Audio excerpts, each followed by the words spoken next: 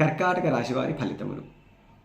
ఈ రాశిలో పునర్వసు నక్షత్రం 4వ పాదంలో జన్మించినటువంటి వారు, పుష్యమి నక్షత్రం 4 పాదాల్లో జన్మించినటువంటి వారు, ఆశ్లేష నక్షత్రం 4 పాదాల్లో జన్మించినటువంటి వ్యక్తులందరూ కూడా ఈ కర్కాటక రాశికి చెందినటువంటి వ్యక్తులు అవుతారు. అయితే ఈ క్రోధినామ సంవత్సరంలో ఈ కర్కాటక రాశి వారికి ఉన్నటువంటి ఆదాయ వ్యయములను, రాజపూజ్య అవమానాలను పరిశీలిస్తే ఆదాయం వీరికి 11, వ్యయం 14. అంటే ఆదాయం బాగా ఉంటుంది, కానీ దానికంటే కూడా ఎక్కువగా వ్యయాన్ని చేసేటువంటి అవకాశం ఎక్కువగా గోచరిస్తూ ఉన్నది. రాజపూజ్యం 3, అవమానం 6. అంటే మీ వ్యయం అనేటువంటిది సద్వ్యయం కావటం లేదు, ఎందుకంటే అవమానం అనేటువంటిది అధికంగా ఉంది, రాజపూజ్యం అనేటువంటిది చాలా తక్కువగా ఉంది. కాబట్టి ఇక్కడ మీరు జాగ్రత్తలు పడాల్సినటువంటి ఆవశ్యకత కనిపిస్తూ ఉన్నది.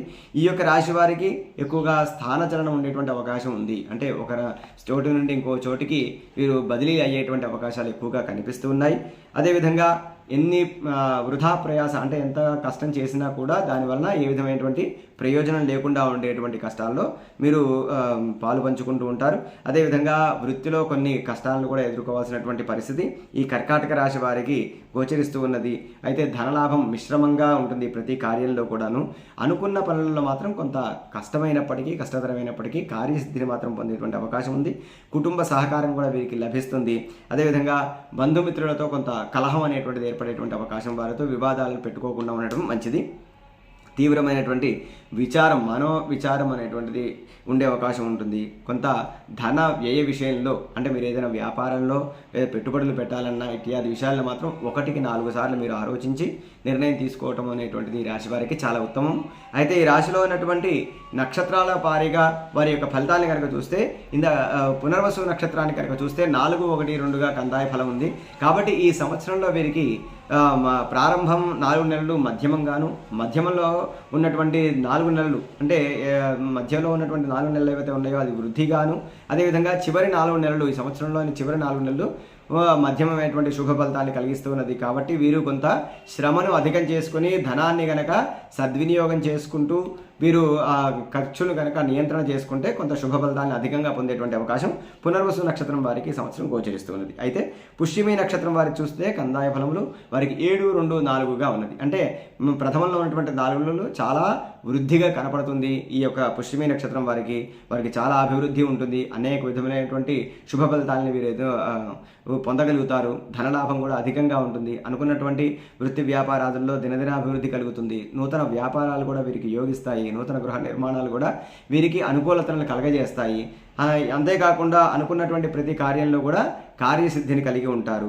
మధ్యమంలో ఉన్నటువంటి 4 నెలలు ఏవైతే ఉన్నాయో మధ్యమ ఫలితాలు, ఆ తర్వాత చివరి 4 నెలలు కూడా మధ్యమ ఫలితాలు అనేటువంటివి కనపడుతున్నాయి. కాబట్టి వీరికి సంవత్సర ప్రారంభంలో ఉన్నటువంటి 4 నెలలు ఏవైతే ఉన్నాయో ఈ యొక్క సంవత్సరానికి సంబంధించినటువంటి పెద్ద ప్రణాళికలు ఏవైతే ఉంటాయో, వ్యాపార సంబంధమైన, కుటుంబ సంబంధమైన విషయాల్లో ప్రణాళికలు ఏవైతే ఉంటాయో వాటన్నిటిలో కూడా నిర్ణయాలు తీసుకొని చాలా ముందుకు వెళ్ళటం అనేటువంటిది ఈ పుష్యమి నక్షత్రం వారికి చాలా శుభాన్ని కలగజేస్తుంది. అదేవిధంగా ఆశ్లేష నక్షత్రం వారి యొక్క కందాయ ఫలాలను కనుక మనం పరిశీలిస్తే వారికి 2, 0, 1గా ఉంది. అంటే ప్రథమంలో ఉన్నటువంటి 4 నెలలు కొద్దిగా మధ్యమ ఫలితాలను ఇస్తూ ఉంటే, మధ్యలో ఉన్నటువంటి 4 నెలలు మొత్తం శూన్య ఫలితాల్ని, చివరి 4 నెలలు కొంత శుభ ఫలితాలని కలగజేస్తూ ఉన్నాయి. కాబట్టి ఈ సంవత్సర మధ్యంలో మాత్రం ఏ విధమైనటువంటి నూతన కార్యాలకి మీరు శ్రీకారం చుట్టకూడదు. అంటే ఏ వ్యాపారాలను కూడా చేయకూడదు.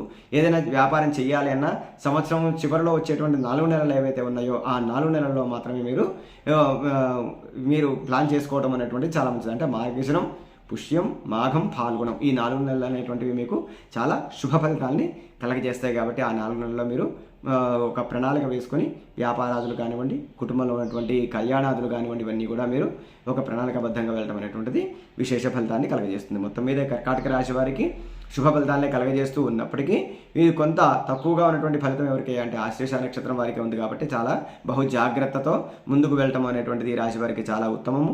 ఈ రాశివారు ఎక్కువగా నృసింహ ఉపాసన, లేదంటే నరసింహస్వామి వారి యొక్క స్తోత్ర పారాయణం చేయడం, నృసింహ కరావలంబ స్తోత్రం అనేటువంటి కరావలంబ స్తోత్రాన్ని పారాయణం చేయడం ద్వారా వీరికి శుభ ఫలితాలు కలుగుతాయి. అన్నిట్లోనూ ముఖ్యంగా వీరికి రాహు సంబంధమైనటువంటి ఒక శ్లోకాన్ని నిత్యము కూడా 18 సార్లు కనుక పారాయణ చేసుకొని మీరు బయటికి కార్యాలకని మీరు బయలుదేరి వెళితే ఆ కార్యములన్నీ కూడా మీరు అనుకున్నటువంటి ప్రతి పనిలో కూడా విజయలక్ష్మి వరించి మీకు విజయం సిద్ధిస్తుంది. కాబట్టి ఈ పరిహారాన్ని తూచా తప్పకుండా పాటించి శుభ ఫలితాలని పొందుతారని ఆశిస్తూ